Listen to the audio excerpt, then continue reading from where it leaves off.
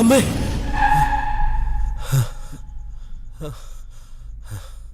എന്താ? എന്തു പറ്റി? എന്താടാ, എന്തു പറ്റി? വേണ്ട ഡോക്ടർ, പ്ലീസ്. പത്രസമ്മേളനം നമുക്ക് വേണ്ട. ആൾക്കാരുടെ മുന്നിൽ എന്നെ പ്രദർശിപ്പിക്കരുത്. എന്റെ കുടുംബം തകർന്നു പോകും.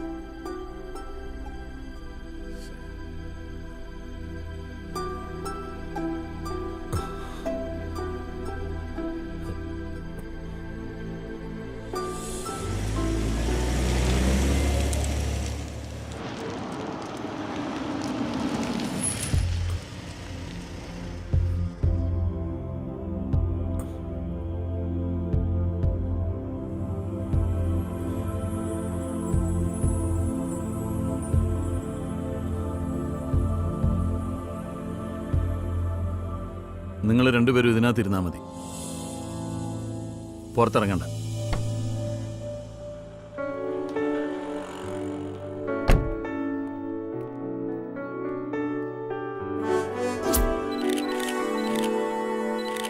ഇത്തവണ ധർണയ്ക്ക് ഞാൻ മുമ്പിൽ നിൽക്കില്ല എന്ന് പറഞ്ഞാൽ നിൽക്കില്ല.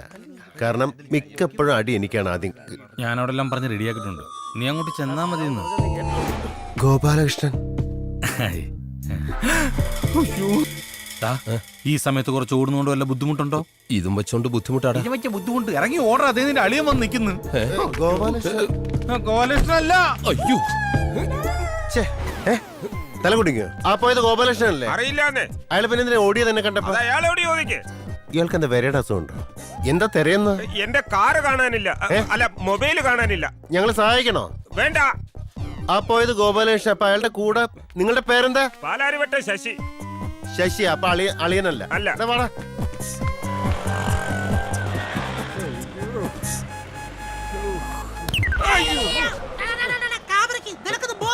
ബോധം ഉണ്ടെങ്കിൽ ഇങ്ങനെയൊക്കെ സംഭവിക്കോ?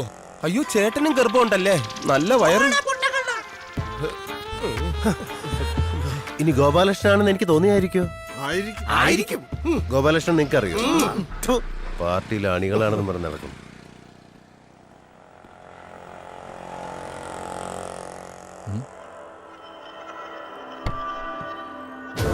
എവിടെ പോയി?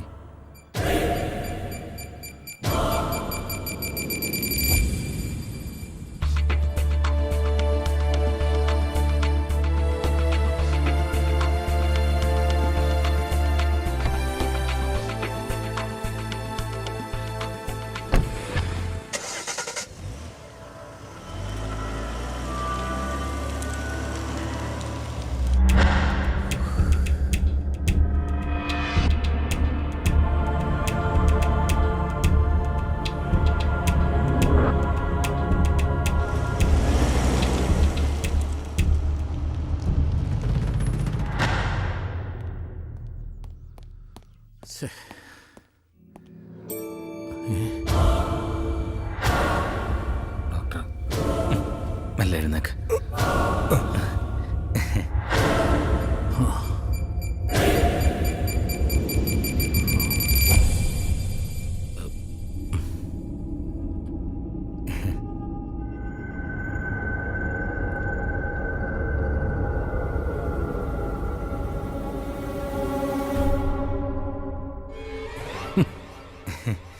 ചിരിക്കുന്നടാ.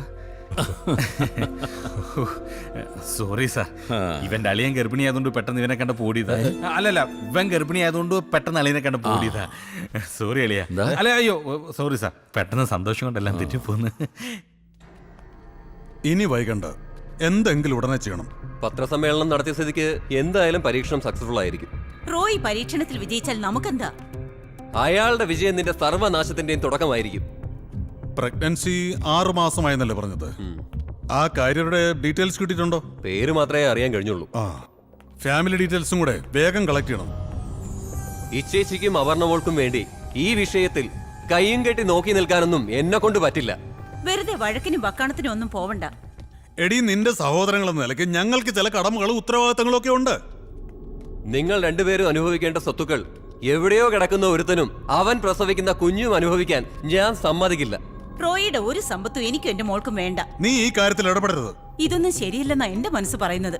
മനസ്സും മണ്ണാങ്കട്ടെ ഒന്ന് മിണ്ടായിരുന്നോണം. അല്ല, പണി കൊടുക്കാൻ പോയിട്ട് അവസാനം തിരിച്ച് നമുക്ക് പണി കിട്ടൂടാ. എന്താ അച്ചായന് പേടിയുണ്ടോ? എന്നാ വേണ്ട, ഇത് ഞാൻ തന്നെ ഡീൽ ചെയ്തോളാം. എടാ പേടിച്ചിട്ടൊന്നും അല്ല, സംഗതി ഒരല്പം പാളിപ്പോയി നമ്മൾ 3 പേര് അകത്ത് കിടന്ന് അഴിയണം. അത് നിനക്കറിയോ? അതങ്ങനെയൊന്നും സംഭവിക്കില്ല. എന്താ ചെയ്യേണ്ടെന്ന് എനിക്കറിയാം.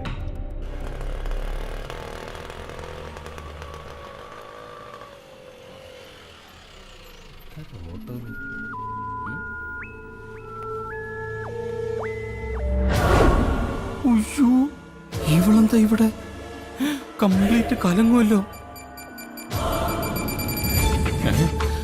അയ്യോ, ഇവനെന്താ ഓടുന്നത്? ഇവിടെ ആരെയും ഇപ്പൊ ഇങ്ങോട്ട് വിളിച്ചത്? ഓ എന്റെ ഭഗവാനെ, എന്തൊക്കെയാവോ എന്തോ ഇനി.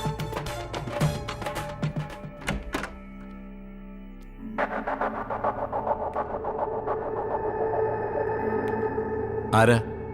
ഞാൻ മാളവിക. ഡോക്ടർ മഹേഷ് സാർ പറഞ്ഞു വിട്ടതാ. വരൂ വരൂ വരൂ. ഡോക്ടർ മഹേഷ് വിവരങ്ങളൊക്കെ പറഞ്ഞിട്ടുണ്ടല്ലോ അല്ലേ? സാറിനെ വന്ന് കാണണമെന്നും ഇവിടെ ജോലിയൊന്നും പറഞ്ഞിരുന്നു. ഗുഡ്.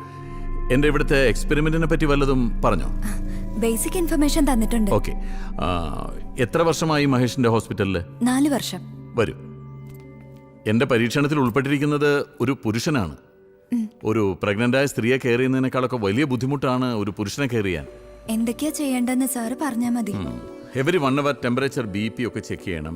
ഓൾട്ടർനേറ്റീവ് ഡേയ്സിൽ ECG എടുക്കണം. If any variations you should inform me immediately. ശരി സാർ. പിന്നെ ചില വൈറ്റമിൻസ് ഗുളികൾ കഴിപ്പിക്കണം. ഫുഡ് ചാർട്ട് നോക്കിയിട്ട് കൃത്യസമയത്ത് ഭക്ഷണം കൊടുക്കണം. ഓക്കെ? ഓക്കെ സാർ, ചെയ്യാം. പുഷ്പ, എന്താ ഡോക്ടറെ? നീ ബാഗ് കൊണ്ടുപോയി നമ്മുടെ ഗസ്റ്റ് റൂമിൽ വെക്ക്. ഡോക്ടറെ ഇതും പോടാ. ഇത് മാളവിക, ഹോം നഴ്സ് ആണ്. ഞാൻ വെറുതെ തെറ്റിദ്ധരിച്ച. ചെല്ലു. നമ്മുടെ കാരിയർ പരിചയപ്പെടണ്ടേ? വാ.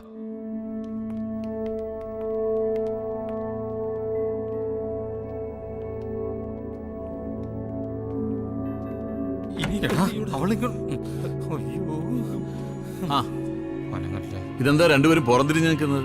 ഇങ്ങോട്ട് നോക്ക്. ഇതാണ് നമ്മുടെ കാരിയർ സുധി. ഇത് ഗോപാലകൃഷ്ണൻ. ഹലോ.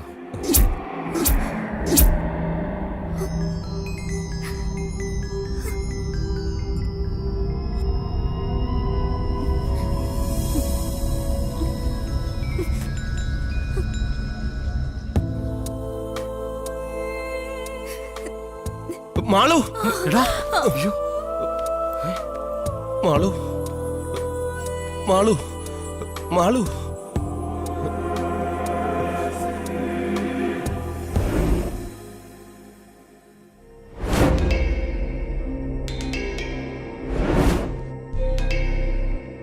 എല്ലാം ഒരു നിമിത്തമായി എന്ന് വേണം കരുതാൻ. അല്ലെങ്കിൽ ഏതെങ്കിലും ഒരു നേഴ്സ് വരേണ്ട അടുത്ത് മാളവിക തന്നെ വരില്ലല്ലോ. ഒന്നും മനഃപൂർവ്വമല്ല. നിന്നോട് പറഞ്ഞാൽ നീ ഒരിക്കലും സമ്മതിക്കില്ല എന്ന് കരുതി. മാളു, ഞാൻ മാളവിക, സുധി ഒരു വലിയ കണ്ടുപിടുത്തത്തിന്റെ ഭാഗമാകാൻ പോവുകയാണ്. അതിൽ മാളവിക അഭിമാനിക്കല്ലേ വേണ്ടത്? മെഡിക്കൽ ഫീൽഡിൽ വർക്ക് ചെയ്യുന്ന മാളവികയോട് ഞാൻ പറഞ്ഞു തരണോ ഇതിന്റെ പ്രാധാന്യത്തെ പറ്റിയൊക്കെ? ഇപ്പോ എനിക്കെല്ലാം ബോധ്യാവുന്നുണ്ട്. സുധിയേട്ടനെ ഞാൻ ഈ രൂപത്തിൽ ഇവിടെ പ്രതീക്ഷിച്ചില്ല. പെട്ടെന്ന് കണ്ടപ്പോ ഞാൻ ആകെ ഷോക്കായിപ്പോയി. ഇപ്പോ ഞാൻ പൊരുത്തപ്പെട്ടു വരിക. Good. Proud of you Malavika. Sudhi, you are lucky.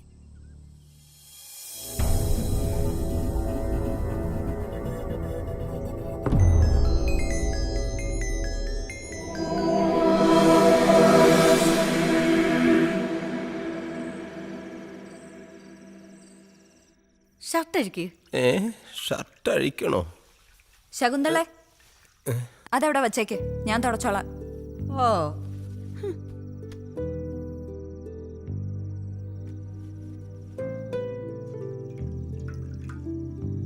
Shirt ഊരു. Malu, എന്താ നീ പരിചയമില്ലാത്തവരെ പോലെ? എന്റെ അവസ്ഥയെല്ലാം ഞാൻ നിന്നോട് പറഞ്ഞതല്ലേ. ഈ കുഞ്ഞിന്റെ ജനനം വരെ നിങ്ങളോടൊപ്പം ഞാനും ഉണ്ടാവും, ഒരു നല്ല നേഴ്സായിട്ട്. അതിനുശേഷം പിന്നെ എന്റെ ജീവിതത്തിൽ നിങ്ങൾ ഉണ്ടാവില്ല. നിങ്ങളുടെ ജീവിതത്തിൽ ഞാനും.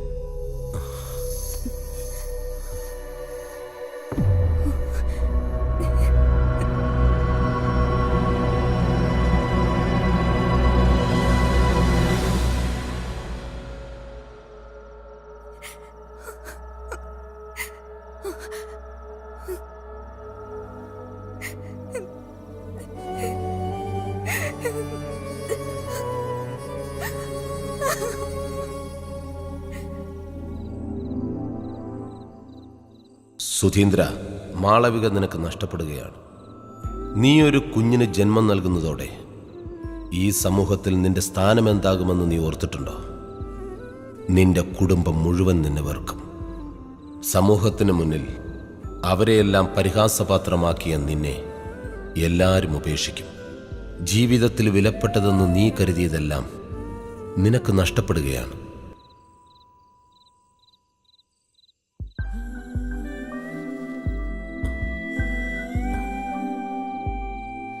എന്റെ ജീവിതം തീർന്നു പോയല്ലോ ഡോക്ടർ. എന്നാര് പറഞ്ഞു? ഞാൻ ഈ കുഞ്ഞിന് ജന്മം നൽകുന്നതോടെ സമൂഹത്തിൽ, കുടുംബത്തിൽ, ബന്ധുക്കളുടെയും സുഹൃത്തുക്കളുടെ ഇടയിൽ ഞാനൊരു വെറുക്കപ്പെട്ടവനാകും. ഡോക്ടർ, എനിക്കിതിൽ നിന്നൊരു മോചനം ഉണ്ടാവുമോ?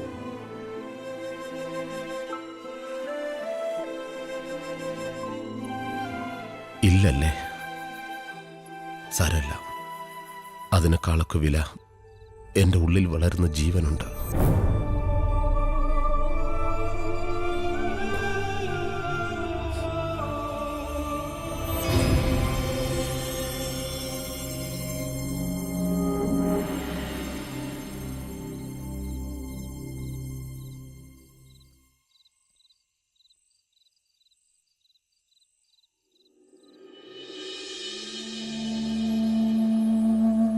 ഡോക്ടർ, എനിക്കിതിൽ നിന്നൊരു മോചനം ഉണ്ടാവോ?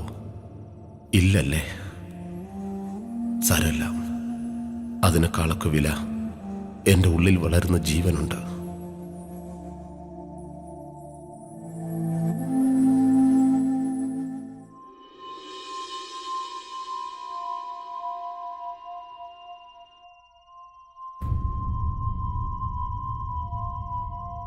സാർ, എൻ്റെ സുധി ഒരു പാവാ.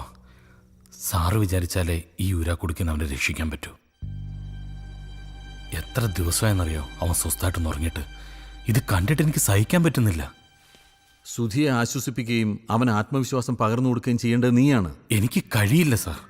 എന്തുകൊണ്ട്? അവനെപ്പറ്റി സാറിനൊന്നും അറിയില്ല. എനിക്കറിയാത്ത എന്ത് കഥയാണ് അവനുള്ളത്? സുധി ഡിഗ്രിക്ക് പഠിക്കുമ്പോഴാണ് അവൻ്റെ അച്ഛൻ ഗൾഫിന് പോകുന്നത്. ഡ്രൈവറായിട്ട്. അവൻ്റെ അച്ഛൻ ഓടിച്ചിരുന്ന വണ്ടി അപകടത്തിൽപ്പെട്ട് ഒരാൾ മരിച്ചു. അച്ഛൻ ജയിലിലായി. വീടും പറമ്പും പണയപ്പെടുത്തി 20 ലക്ഷം രൂപ നഷ്ടപരിഹാരം കൊടുത്തിട്ടാ അവൻ്റെ അച്ഛനെ ജയിലിൽ നിന്ന് ഇറക്കിയത്.